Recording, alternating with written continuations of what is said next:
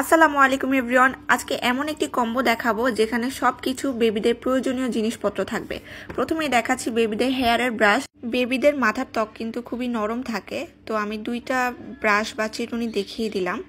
তারপর যেটা দেখাবো সেটা হচ্ছে সিলিকনের ব্রাশ। এটা কিন্তু আমার আলাদা একটা ভিডিও করে দেওয়া আছে। এই ব্রাশটা কিন্তু অনেক সফট, আপনারা দেখতেই পাচ্ছেন। এটা বাচ্চাদের জন্য সম্পূর্ণ সেফ।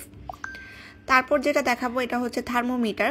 বাচ্চাদের কিন্তু কয়েকদিন পর পরই জ্বর, সর্দি, কাশি এগুলো লেগে থাকে, তো জ্বর মাপার জন্য বাচ্চাদের কিন্তু আলাদা একটা থার্মোমিটার রাখাই বেস্ট। তারপর দেখাবো বাচ্চাদের নখ কাটার জন্য নেইল কাটার। বাচ্চাদের জন্য কিন্তু সবকিছু আলাদা রাখার আপনারা চেষ্টা করবেন, বাচ্চাদের নখ কাটা হতে শুরু করে সবকিছু।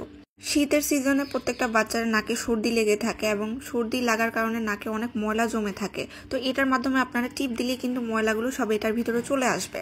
তো এটা অনেক উপকারী একটা জিনিস। তারপর হচ্ছে কেচি দেখাচ্ছি বাচ্চাদের, এটাও আলাদা রাখবেন বাচ্চাদের জন্য। দেন হচ্ছে এটা হচ্ছে একটা টুইজার। এটার মাধ্যমে আপনারা নাভিতে যে ময়লাগুলো থাকে বা কানে বা নাকে সবকিছু এটার মাধ্যমে টেনে বের করতে পারবেন।